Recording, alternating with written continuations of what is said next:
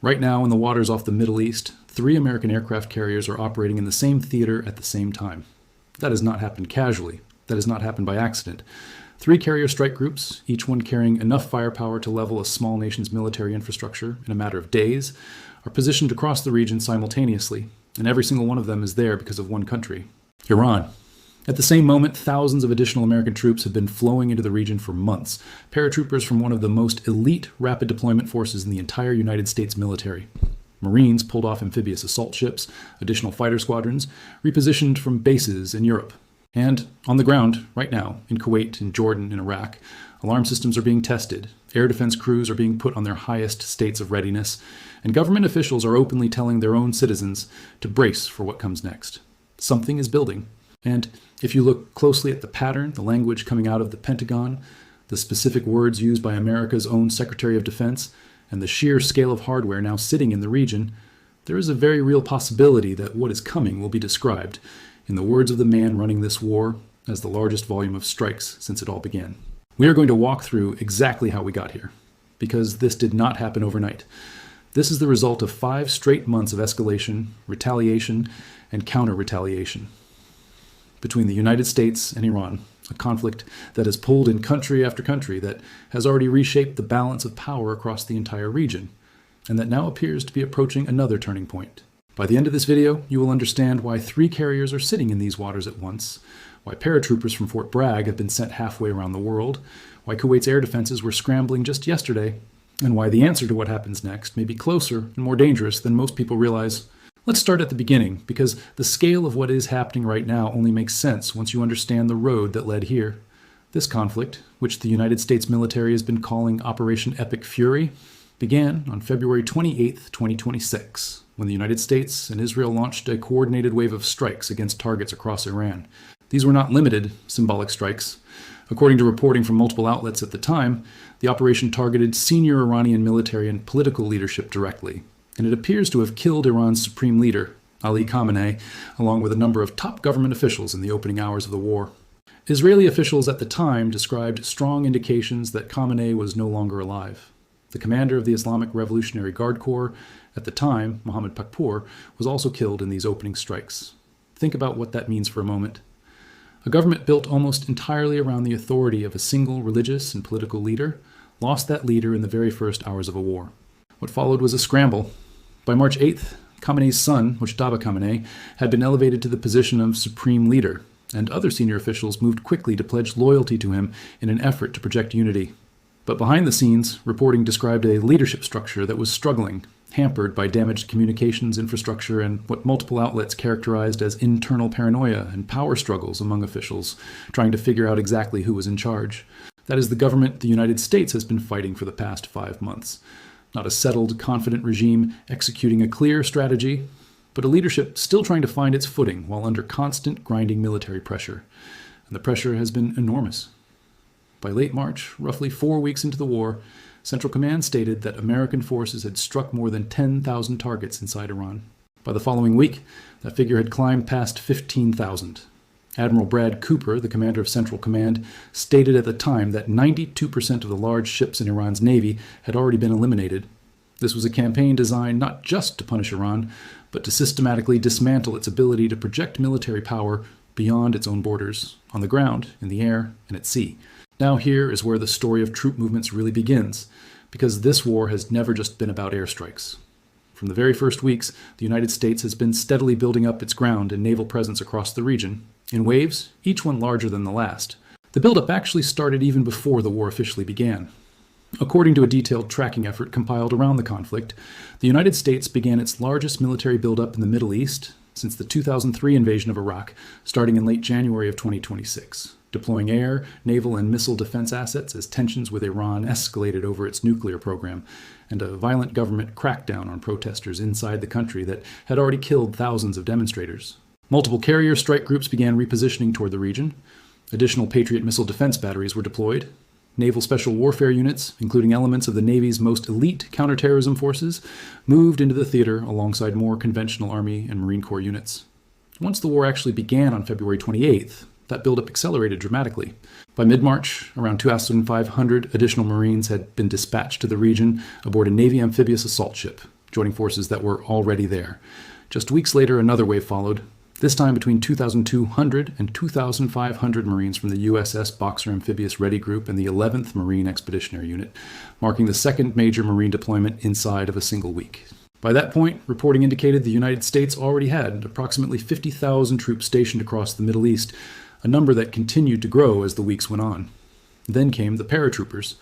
By late March, multiple outlets were reporting that the Pentagon was preparing to send thousands of soldiers from the Army's 82nd Airborne Division, one of the most elite and rapidly deployable combat units in the entire American military, capable of getting anywhere on Earth within roughly 18 to 24 hours. This is the same division that deployed after the killing of Iranian commander Qasem Soleimani back in 2020, and its presence in the theater is historically treated as a signal of extremely serious intent. Sources at the time said the deployment would likely involve between 3,000 and 4,000 soldiers from the division's 1st Brigade Combat Team, dispatched alongside the division's headquarters element, giving the Pentagon options that stretched beyond airstrikes alone, including, according to military analysts at the time, the potential for operations to secure Iran's stockpile of highly enriched uranium or other missions deep inside contested territory.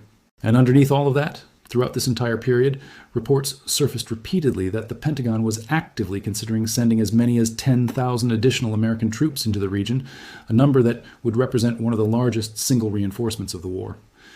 Whether that specific figure was ever fully approved and executed in full is not entirely clear from public reporting, but the direction of the trend has been unmistakable.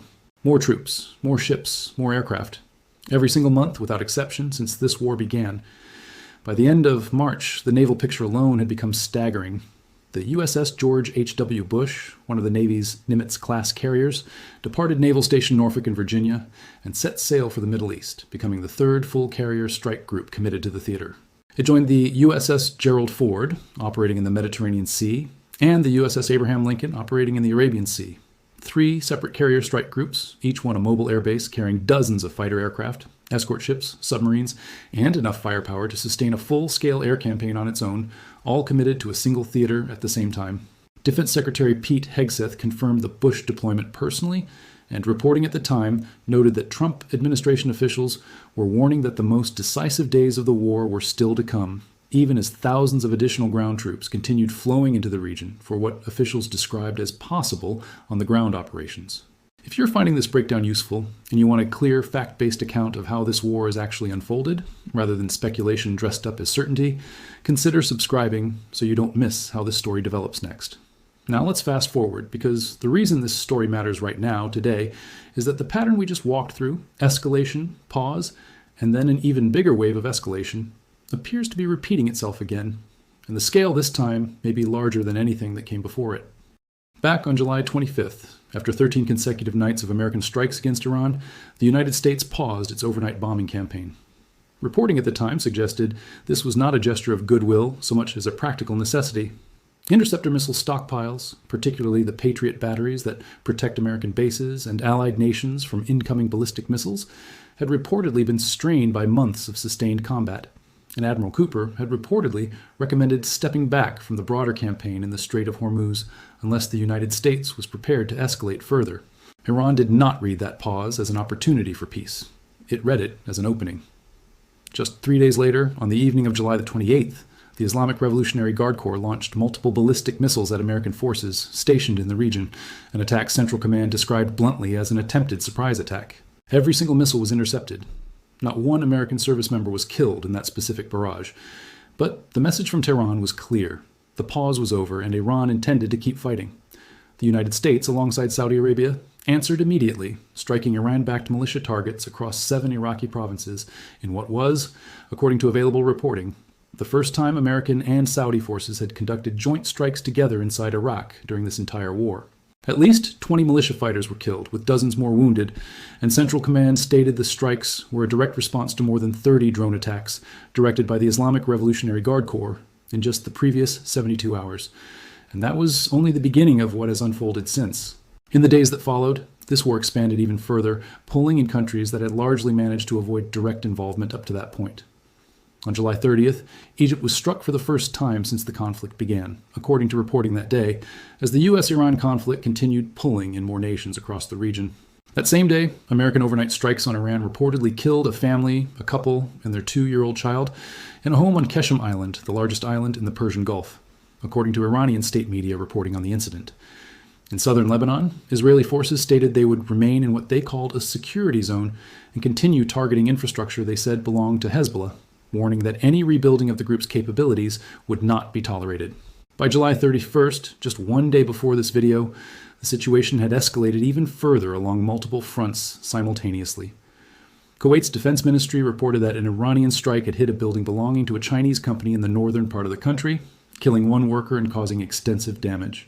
Kuwait's government responded by condemning the attack as a dangerous escalation and a flagrant violation of its sovereignty, formally invoking language tied to the United Nations Charter and a specific UN Security Council resolution. On that same day, Kuwait's armed forces reported shooting down additional Iranian drones that had entered the country's airspace, with falling debris causing material damage on the ground, though officials stated there were no casualties from that particular incident. The United Arab Emirates issued its own condemnation of the renewed drone attack on Kuwait, calling it a flagrant violation of Kuwaiti sovereignty. Also on July 31st, Iraq's government ordered its air defenses and intelligence operations strengthened following the joint American and Saudi strikes on pro-Iran militants operating on its territory. According to reporting that day, Iraq's prime minister issued what were described as strict and immediate orders to raise alertness and readiness to maximum levels across all military camps and bases, particularly those belonging to Iraq's own armed forces and to the Popular Mobilization Structure, the umbrella organization that includes many of the very militias that have been targeted by American and Saudi strikes. Iraq's government spokesperson stated that rebuilding and modernizing the country's air defense capabilities, including new radar and early warning systems, had become a top priority. At the same time, Iran was suffering losses of its own that it could no longer hide from its public. Iranian state media reported that the bodies of 5 Islamic Revolutionary Guard Corps members killed in what Tehran described as recent American and Saudi attacks in Iraq were returned across the border to Iran on July 31st. Arriving in flag-draped coffins at a crossing point. Separately, Iranian officials in Zanjan province confirmed that 3 additional Revolutionary Guards members from that province had been killed in a United States missile strike. These are not abstract casualty figures buried in a press release. These are funerals happening inside Iran right now, a steady toll that the Iranian government has had to acknowledge publicly, even as it continues to insist it is winning this fight. The United States has also been squeezing Iran financially in parallel with the military campaign. On July 30th, the U.S. Treasury Department sanctioned Mahan Air, described as Iran's largest airline, accusing the carrier of supporting the Islamic Revolutionary Guard Corps and facilitating the procurement and transport of drones and weapons. During a televised cabinet meeting at Camp David around that same period, Treasury Secretary Scott Bessent described the strategy in blunt terms, saying the administration had moved from what he called epic fury to what he termed economic fury, working to constrict what he described as the Iranian regime's financial tentacles all around the world. Meanwhile, Iran has continued to make good on its threats against maritime traffic through the Strait of Hormuz, the critical waterway through which roughly 1/5 of the entire world's oil supply normally passes.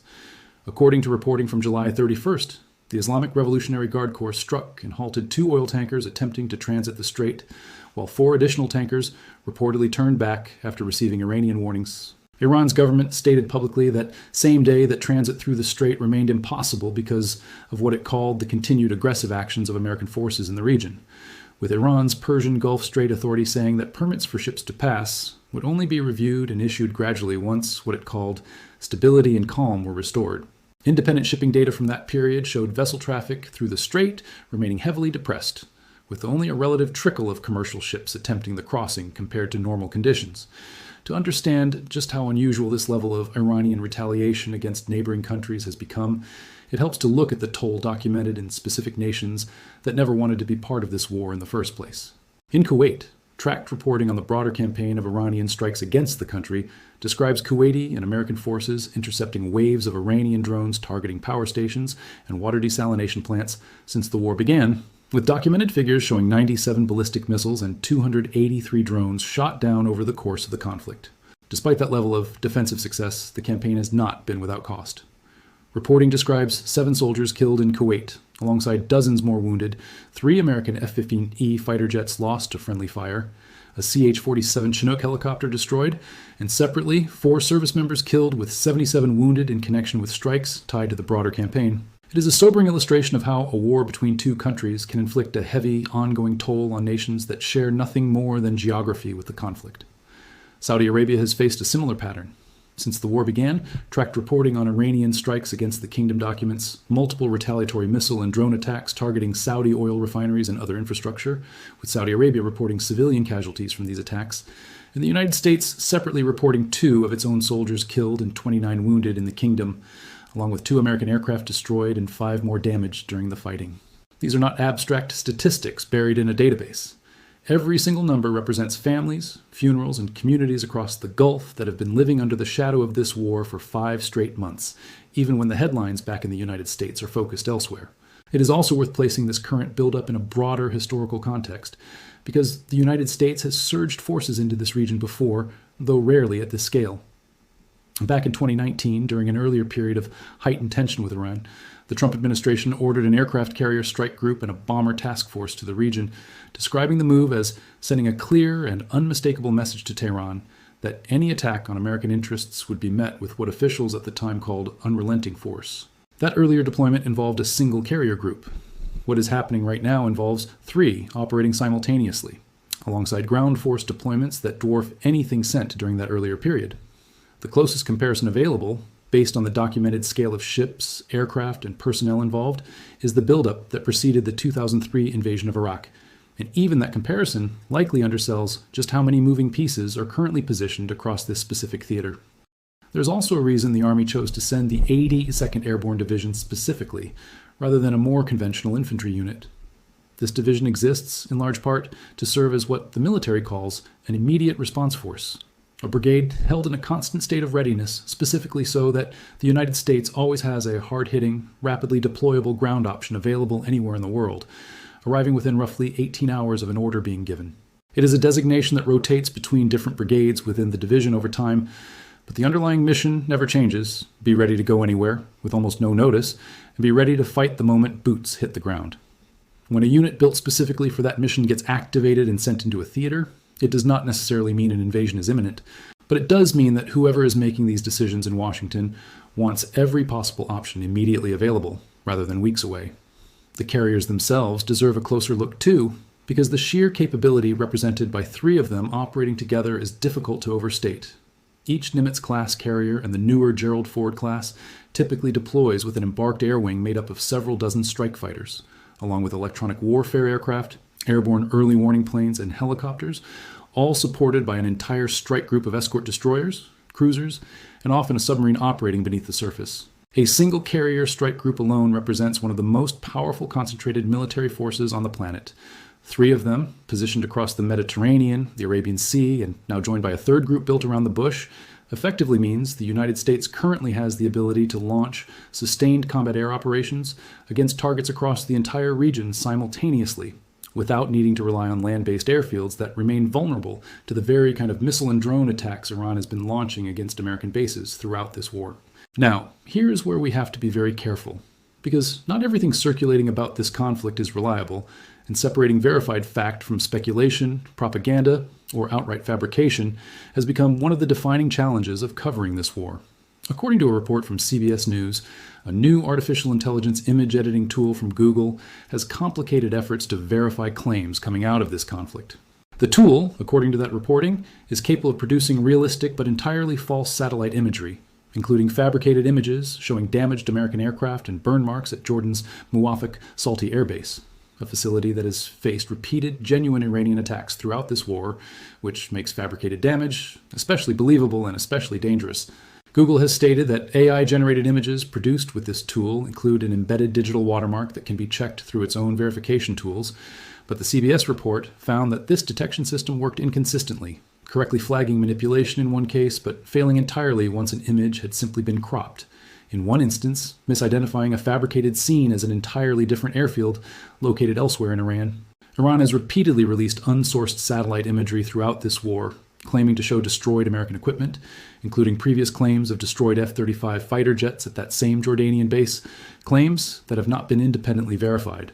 This matters enormously for understanding everything else happening right now, because it means that as tensions rise, and as the information war intensifies alongside the physical one, viewers, and frankly professional journalists, need to hold claims from both sides at arm's length until they can be verified through multiple independent sources. This video is built entirely on statements from official military commands, established news organizations, and documented government sources. Where information remains unconfirmed or disputed, that will be made clear rather than presented as settled fact. With that in mind, there's one more piece of intelligence reporting worth mentioning carefully, precisely because of how uncertain it is. A preliminary Defense Intelligence Agency assessment, described as low confidence and characterized by the Trump administration as a politically motivated leak to the press, reportedly concluded that Iran had managed to move much of its stockpile of enriched uranium before American strikes took place, and that those strikes, which according to the assessment did not fully collapse the underground facilities they targeted, may have only set back Iran's ability to produce nuclear weapons by a matter of months rather than the years officials had hoped for. It is important to be precise about what this is and what it is not. It is a single preliminary assessment, explicitly labeled low confidence by the agency that produced it, and it has been directly disputed by the administration currently prosecuting this war. It should not be treated as a confirmed fact, but it also should not be ignored, because if there is any truth to it, it would help explain why the pressure for another, larger wave of strikes has continued to build rather than fade, even after 5 months of sustained bombing. So where does that leave us right now, on the question this video set out to answer? Why are massive troop movements continuing to flow into the Middle East? And is the region really approaching its biggest strikes yet? Here is what we know for certain. The scale of military hardware currently positioned in the region is enormous, and by any historical standard, unusual. 3 separate carrier strike groups built around the USS Gerald Ford, the USS Abraham Lincoln, and the USS George H.W. Bush have all been committed to the theater. Tens of thousands of ground troops, drawn from the Army's 82nd Airborne Division, multiple Marine Expeditionary Units, and a baseline force that already exceeded 50,000 personnel before the most recent waves of deployment, remain positioned across bases in Kuwait, Jordan, Iraq, Saudi Arabia, Bahrain, and the United Arab Emirates. Fighter squadrons have been repositioned from bases in Europe. Additional aerial refueling tankers have been dispatched to sustain extended combat operations. This is not the posture of a military preparing to wind down a conflict. This is the posture of a military maintaining, and in some cases still expanding, the capacity for a much larger campaign. We also know, directly from Defense Secretary Pete Hegseth's own public statements earlier in this war, that the United States has explicitly used the language of escalating toward the largest volume of strikes since the conflict began, tying that language directly to a deadline the administration set for reopening the Strait of Hormuz. Whether that specific threshold has already been crossed, is about to be crossed, or refers to a different moment entirely, is something that requires careful, ongoing verification rather than assumption. What is clear is that the underlying dynamic which produced that statement, Iran's continued closure of a critical global shipping route, combined with continued attacks on American forces and American partners across the region, has not been resolved. If anything, based on everything documented through July 31st, that dynamic has intensified. We know that Iran, rather than showing signs of seeking an off-ramp, has continued attacking on multiple fronts simultaneously, striking Kuwait, striking tankers in the Strait of Hormuz, and continuing operations that have now drawn in countries like Egypt for the first time. We know that religious and political figures inside Iran have been publicly rejecting the idea of a ceasefire, with one senior cleric describing any ceasefire as, in his words, a deception meant to let the United States regroup and attack again, while another cleric called for any future attack on Iran to be met with multiple missile strikes in response. An Iranian lawmaker has publicly warned that any American or allied strike on Iran's electrical infrastructure would be answered with retaliatory strikes against infrastructure inside the United States itself, a warning that, if acted upon, would represent a dramatic and dangerous expansion of this conflict's scope. What we do not know, and what no credible source can currently confirm, is the precise timing or exact scale of whatever comes next. Military analysts have floated a range of possibilities for how this could escalate further, from an intensified air campaign aimed specifically at reopening the Strait of Hormuz by force, to potential limited ground operations tied to securing sensitive nuclear material, to a broader campaign against Iran's remaining military and economic infrastructure. None of these represent confirmed plans. They represent informed speculation based on the capabilities currently positioned in the region and the public statements officials have already made. Anyone claiming certainty about exactly what happens in the coming days is going beyond what the available evidence actually supports. What can be said with confidence is this: every single indicator that has reliably preceded past escalations in this war, troop surges, additional carrier deployments, expanded fighter squadrons, tightened financial sanctions, and increasingly defiant public statements from Iranian officials, is currently present simultaneously at a scale that exceeds most of the individual buildups that came before it. Iraq is actively reinforcing its air defenses in anticipation of further violence on its own soil. Kuwait is actively shooting down drones in its own airspace. 5 Iranian Revolutionary Guards members were returned home in coffins within the last 24 hours of this reporting alone. And American diplomats and Iranian diplomats are, at the very same time, still holding phone calls, as Iran's foreign minister did with his British counterpart, suggesting that even amid all of this, the door to some kind of negotiated resolution has not been completely closed. That is the genuinely strange and genuinely dangerous position this conflict sits in right now. Enormous military force, continuing to build, continuing to flow into the region in wave after wave, sitting directly alongside diplomatic channels that remain open, even if barely. Historically, wars have moved in exactly this direction before, a buildup so large that it eventually becomes self-fulfilling, where the sheer scale of forces positioned and ready makes the largest possible strikes not just an option under consideration, but close to inevitable, regardless of what diplomats on either side might prefer. There's also a global economic dimension to this buildup that reaches far beyond the region itself, and it helps explain why the world is watching this so closely. The Strait of Hormuz, the narrow waterway that Iran has spent months trying to control and periodically shut down, normally carries roughly 1/5 of the entire world's oil supply, according to figures from the United States Energy Information Administration. When Iran restricts transit through that passage, the effects ripple outward almost immediately into fuel prices, into shipping insurance rates, into the cost of goods that depend on stable energy markets. Every additional carrier, every additional squadron of fighters, every additional brigade of ground troops sent into this region carries a price tag that reaches into the billions of dollars, and reporting throughout this war has referenced defense officials weighing a potential financial supplemental request worth as much as $200 billion to help fund the scale of operations now underway. This is not simply a regional conflict playing out in the distance. It is a war with direct, measurable consequences for gas prices, shipping costs, and financial markets far beyond the Middle East, which is part of why both the scale of the military buildup and the search for some kind of resolution carry such enormous stakes for people who have never set foot anywhere near the Persian Gulf. It is worth remembering, too, just how quickly public understanding of this war has had to adjust to its scale. When strikes first began in February, few observers expected a campaign that would still be expanding, pulling in new countries, and requiring historic troop deployments 5 months later. Wars like this one rarely follow a straight line. They move in surges, moments of intense escalation followed by pauses that look like they might hold before another provocation resets the clock. That pattern has repeated at least 3 or 4 distinct times already since February, and each time, the subsequent wave of escalation has arrived with more firepower behind it than the one before. There's little in the verified public record right now to suggest that pattern is about to break, and a great deal of evidence, from troop numbers to carrier deployments to the specific language used by America's own Secretary of Defense, suggesting the opposite. At the same time, it would be inaccurate and irresponsible to suggest that a ground invasion of Iran or some kind of final decisive battle is confirmed or imminent based on the evidence available right now. President Trump himself has repeatedly stated, at multiple points throughout this war, that he does not plan to send ground troops directly into Iran itself, even while approving wave after wave of additional forces into the surrounding region. Analysts who track this conflict closely have been careful to note that the presence of elite rapid response units like the 82nd Airborne does not automatically mean an invasion is coming. It may just as easily mean the Pentagon wants maximum flexibility, the ability to secure sensitive sites, support evacuation operations, defend regional partners, or respond to a sudden Iranian escalation without needing weeks to get boots on the ground if the order ever came.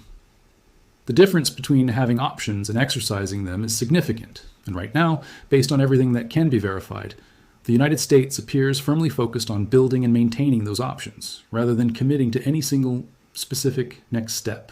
What we can say, with real confidence, is that the diplomatic track has not entirely closed, even amid all of this military buildup.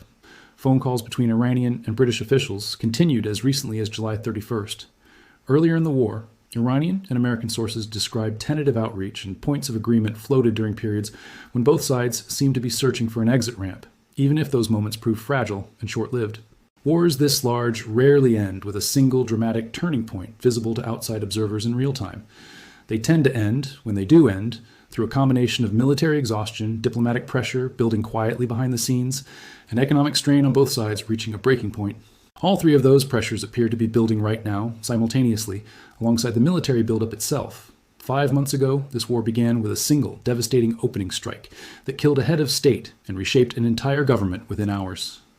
Since then, it has moved through phase after phase, waves of naval deployments, waves of ground troops, waves of airstrikes numbering into the tens of thousands, expanding to pull in country after country that had hoped to stay out of it entirely. Right now, 3 aircraft carriers sit in the waters of this region at the same time.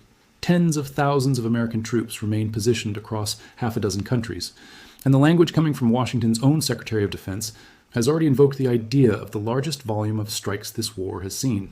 Whether that moment has already arrived or is still building towards something even larger in the days ahead is something only time, and continued careful, verified reporting will be able to answer.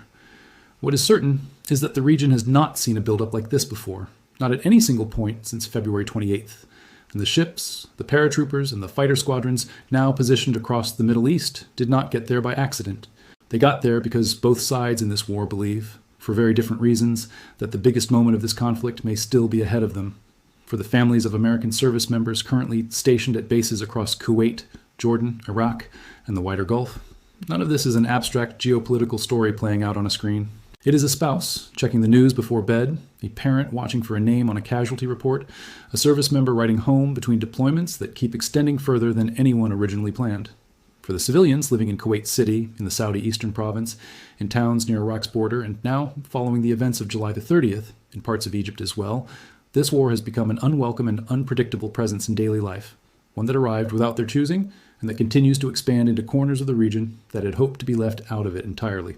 And for the analysts, officials, and ordinary observers trying to make sense of where this goes next, the honest answer, backed only by what has actually been confirmed rather than what sounds compelling in a headline, is that nobody outside of a small circle of decision makers in Washington and Tehran currently knows for certain. What can be tracked, verified, and reported responsibly is the buildup itself, the ships, the troops, the statements, the strikes, the casualties, and the fragile diplomatic threads that somehow continue to hold even as the military picture grows larger by the week. Whatever comes next in this conflict, it will not arrive without warning. The warning signs are already here, visible in every carrier group steaming toward the region, every brigade boarding a transport plane, and every statement from officials on both sides who no longer sound like they expect this war to end quietly. Keep watching, because based on everything the record shows right now, drawn from official military statements, established news organizations, and documented government sources, rather than speculation or unverified claims, this story is not close to finished.